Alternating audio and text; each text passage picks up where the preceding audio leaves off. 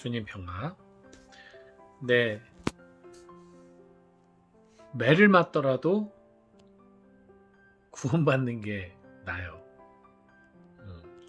뭐 이 세상을 중요시 여기는 사람은 개똥밭에 굴러도 이승이 좋다고 하지만 저희는 정반대입니다. 정말 힘들고 고통받더라도 구원받는 게 납니다. 이게 뭐냐면 저도 제가 겁장이라 수술이 무서워서 그 계속 아픈 걸 참고 앉아 있는 거 있잖아요. 사실 수술하면 깨끗해질 수 있고 완전히 날 수 있는데 수술이 그 고통이 무서우니까 작은 고통을 계속 받고 있는 거예요. 오랫동안. 힘들죠. 일상생활이 힘들죠. 이거는 심리적으로도 마찬가지예요. 어떠한 큰 고통 하나를 잊고 아니면 큰 고통 하나를 외면하려고 애를 쓰는 만큼 그 고통이 또 다른 고통이죠. 그것을 잊으려고 해도 잊혀지지 않는데, 지우려고 해도 지워지지 않는데 그 고통을 계속 아는 채로 잊으려고 하는 그 노력으로 인해 또 다른 제2의 고통이 생겨나는 경우, 이게 이제 계속 힘든 거죠. 삶도 힘들고 더 고통스러운 건데, 그 어리석음을 인간들은 많이 범합니다. 사실 하느님 나라에 대한 확신이 있다면 고통이 있어도 그 영광을 위해서 끝까지 달려가는 게 마땅한 건데, 그만큼 저희가 이 세상이라는 장애물에 의해서, 이 세상의 많은 것들의 장애물에 의해서 그것을 의심하거나 혹은 먼 훗날의 이야기로 알고, 오늘 복음에 나오는 그 어리석은 집사처럼 주인이 한참 후에 나올 줄 알고 먹고 즐기고 주인님의 하인들을 때리고 괴롭히고 하다가 주인이 오면 불의한 자들과 똑같은 대접을 받는다라고 했죠.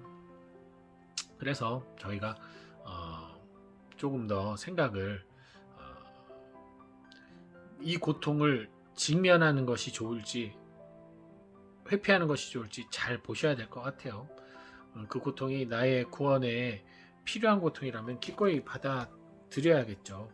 기도 많이 하고 뭐 무릎 꿇고 성찰하고 뭐 이렇게 양팔 들고 양팔 묵주 기도를 하고 그런 자학을 얘기하는 게 아니에요. 그렇게 해서 막 힘들게 막 기도하면 하나님이 감동할 것 같지만 그건 아무 의미 없습니다. 기도 자체에 더 마음이 가고 기도 자체에서의 그 고통과 감사가 있어야지, 육신 괴롭게 해가지고 하느님이 기뻐할까요? 어느 부모가 자식이 육신을 괴롭히는 것을 기뻐할까요?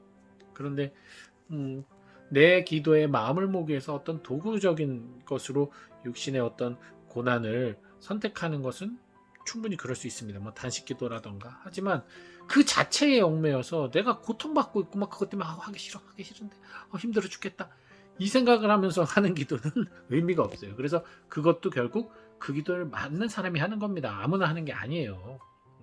근데 그냥 그 기도가 좋다니까 또 하시는 분들도 계시잖아요. 그러지 마시고요.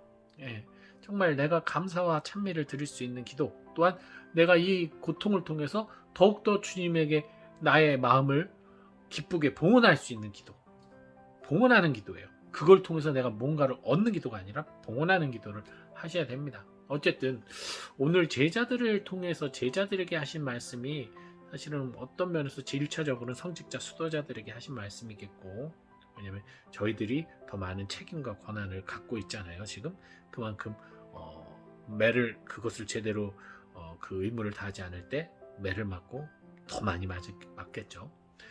그리고 하느님의 주인의 하녀라는 것은 결국 하느님 백성들을 얘기하는 거잖아요. 그들을 때리고 괴롭힌다. 즉 성직자 수도자들이 말과 태도와 행동으로 하느님의 백성들을 하느님 나라로 이끌지 않고 고통의 길로 인도한다면 그런 사람들은 지옥 가야 되는 거예요. 맞아요. 가장 중요한 책무를 저버리는 거니까요. 그렇지만 좀 더 넓게 보면 이것은 주님을 믿는 모든 이들에게도 해당되는 얘기죠.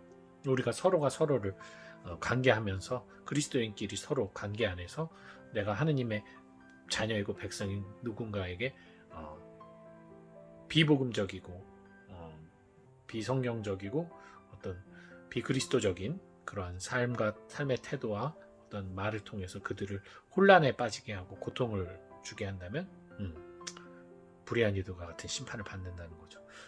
물론 주님께서는 우리 노력은 하지만 부족한 우리들 매는 맞을 겁니다. 분명히. 왜냐하면 뭐 저도 그렇고 모든 사람들이 주님의 뜻을 완전하게 따를 수 있는 사람은 아무도 없어요. 때로는 따르지 않을 뿐만 아니라 안 따르려고 하는 그런 생각들도 자주 치밀어 오르고 순간순간 또 놓치기도 하죠. 분명히 매는 맞습니다만 뭐 많이 맞느냐 적게 맞느냐 차이고, 하지만 중요한 것은 매를 맞더라도 주님께서 포기하진 않으신다는 거. 그래서 비록 우리의 나약함으로 인해서 주님께 항구하게 마음을 두지 못하는 부분, 또 주님 뜻에 어긋나는 또 모습을 보이는 부분이 있다 하더라도, 그래서 그로 인해 뭐 연옥벌이라면 연옥벌일 수도 있겠죠. 어떤 고통을 받을 수 있지만 매를 맞더라도 우리가 구원을 받을 수 있다면 맞아야죠. 어떡하겠어요.